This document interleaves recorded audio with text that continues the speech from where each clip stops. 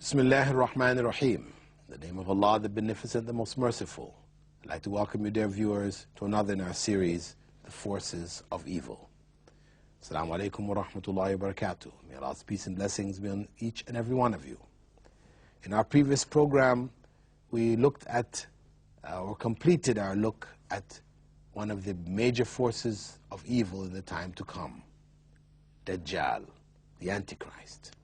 We looked at the descriptions and the powers, the descriptions of him and the powers that he would have, the trial that he would create, and the way by which one may protect oneself from this individual when he comes. Then we began to look briefly at an individual by the name of Ibn Sayyad in the time of Prophet ﷺ, who it was suspected that he was Dajjal.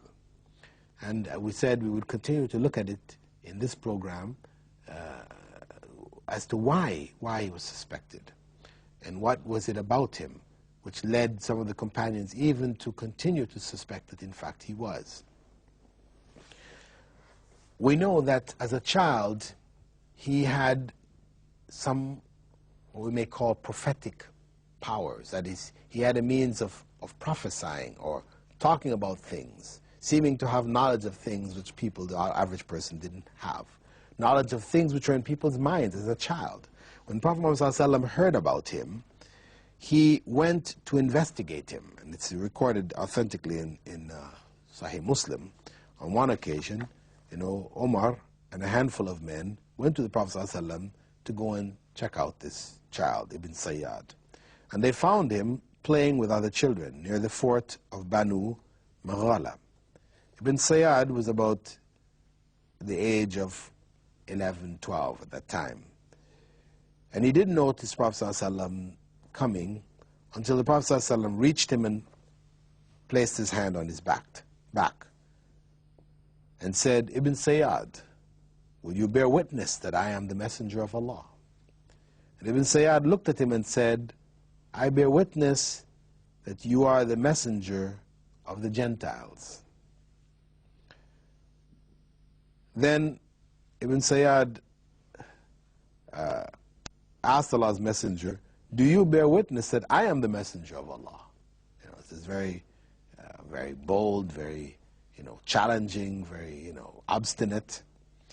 And the Prophet ﷺ said, I believe in Allah and His messengers. He rejected him. Then he asked him, what do you see? And Ibn Sayyad said, one comes to me who tells the truth and also lies. He has some kind of forces that come to him and give him information. And the Prophet ﷺ said, you are confused. Then he asked him, what have I concealed in my mind from you? And he said, thinking, it is dukh. Allah's messenger responded, get away, for you will never be able to surpass your station. But the Prophet ﷺ was reflecting on was ad-dukhan, right? Which Surah ad-Dukhan, the verse from Surah ad-Dukhan where Allah mentions it, this is the 44th chapter, verse 10. This individual was able to reach as far as dukh, which is in actually a dialectical variant of the term dukhan. But he was not able to bring it all up. Anyway, the Prophet ﷺ told him to get away, pointing out really, in fact, that he really wasn't Dajjal. He couldn't go beyond that point. And at that point, Umar ibn al-Khattab asked permission of the Prophet ﷺ to cut off his head, to kill him at the spot.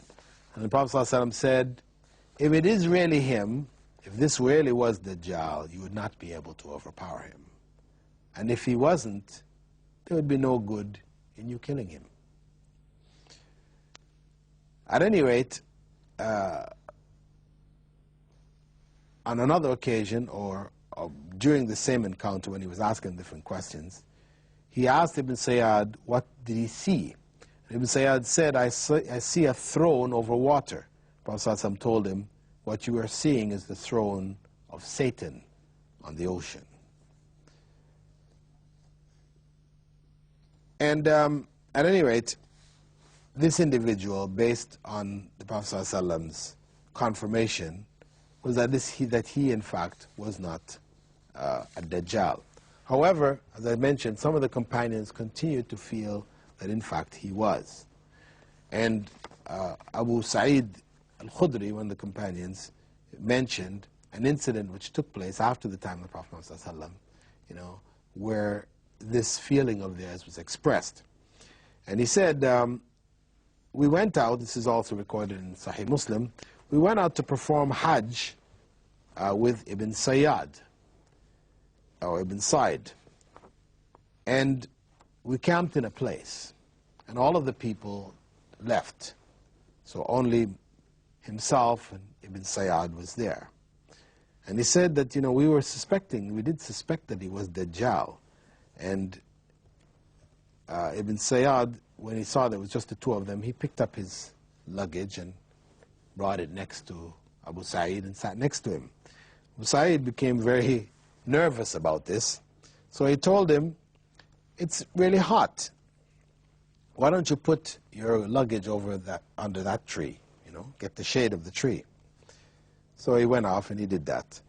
And he then went and got a bowl of milk from a sheep, and he brought it to Abu Sa'id, sit down with him to have him drink some.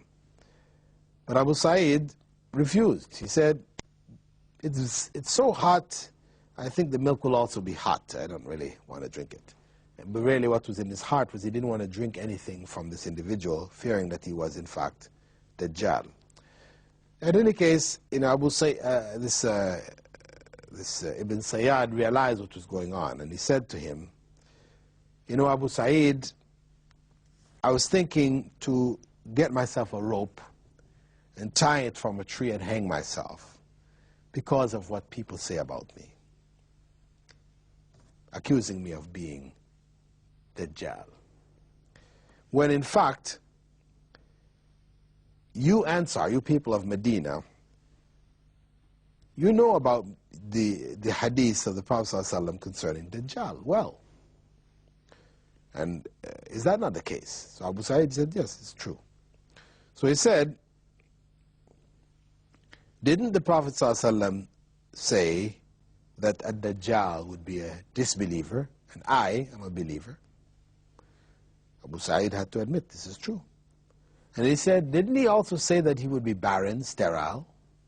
And I have 2 children. I have 2 children in Medina. I've left my kids in Medina.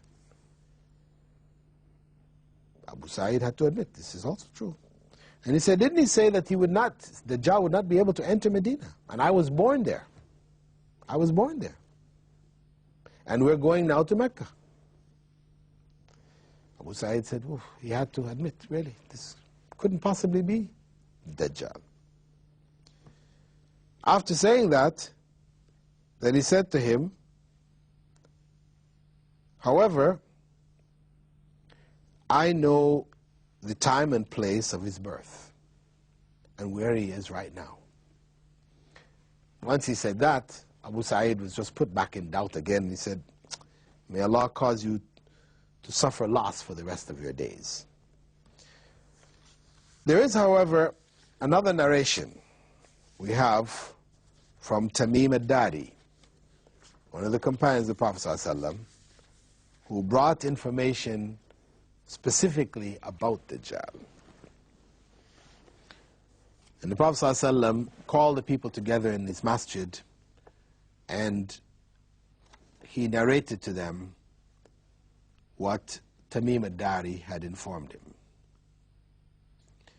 Tamim ad-Dari had said that he and 30 men from the tribe of Lacham and Jutham were at sea, and they were tossed around in the sea for about a month. Then they came near an island, just as the sun was setting. They got in a rowboat and landed on the island. There they met a beast with hair so long and thick that he couldn't tell its front from its back. And they said, Woe to you, who are you?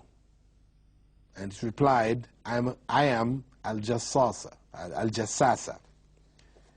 And they said, what is Al-Jassasa? And he said, oh people, go to the man in that jungle, for he is eager to hear your news. And they went to this individual, quite fearful, because after seeing this beastly-looking individual all covered in hair, they didn't know really what to expect. Anyway, they came in and they found in this clearing an individual that, as he said, was the most powerfully built person he'd ever seen. And he was thoroughly shackled, all tied up in irons. His hands were bound to his neck, and his legs were encased in iron from knees to ankle. And they asked, who are you? He asked, who are you? I will tell you about me soon. And they said, we are from Arabia. We were at sea, and the storm brought us to your island. And he asked him questions about the Sea of Galilee,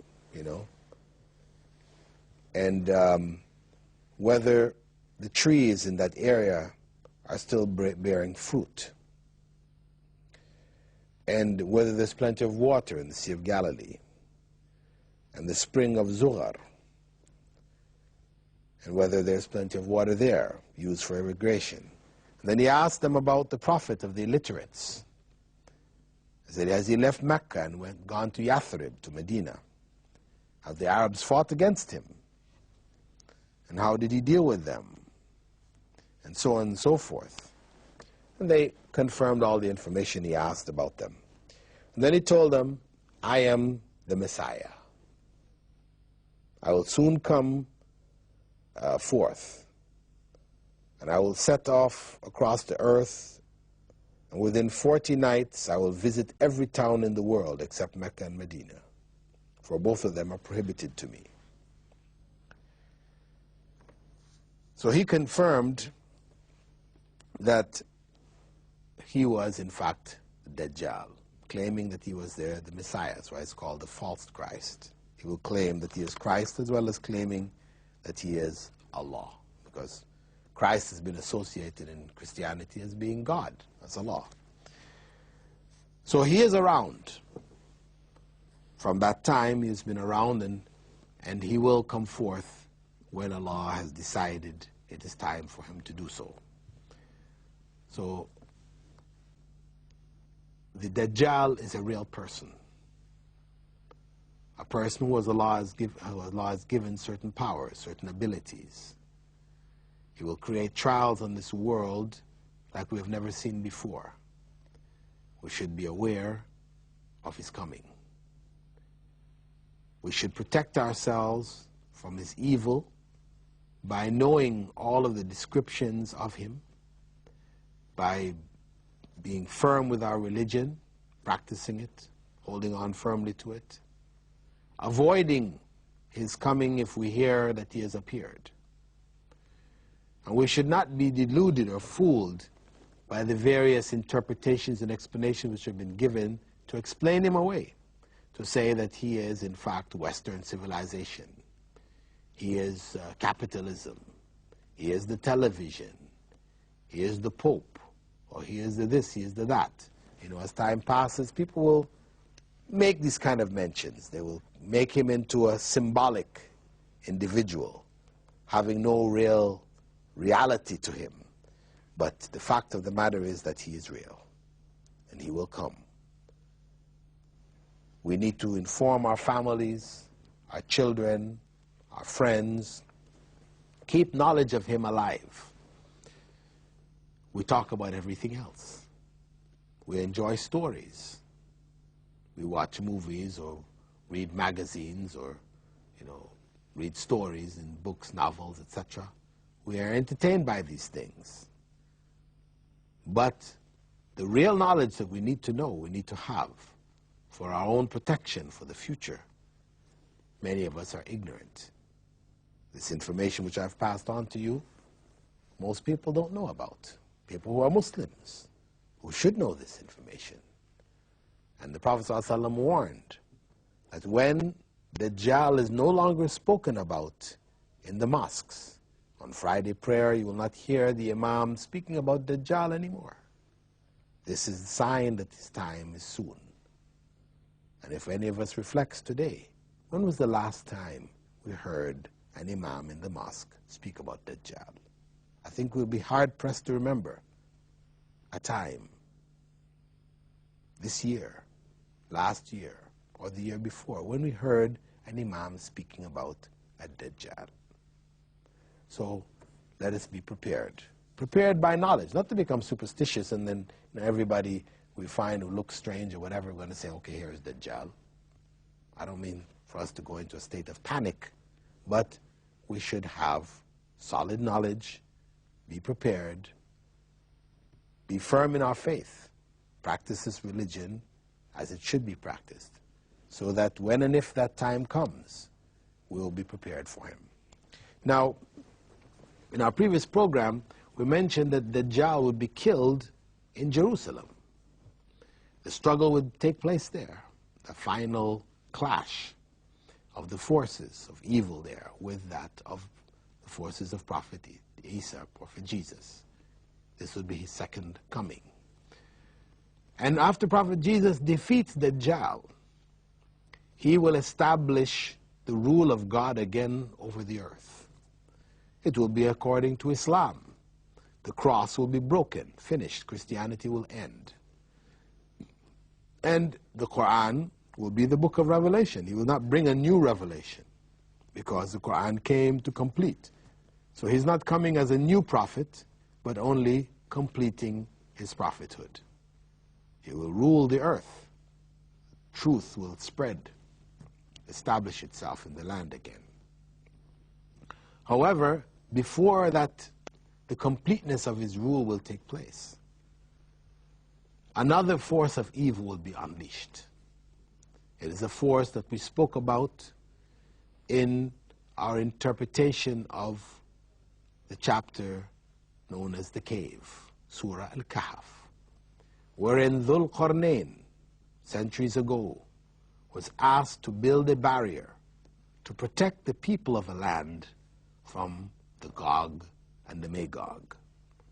In our coming program, we'll be looking at them as one of the final forces of evil unleashed in the world, about whom the Prophet ﷺ prophesied and gave us full information about their coming and how they will ultimately be again defeated.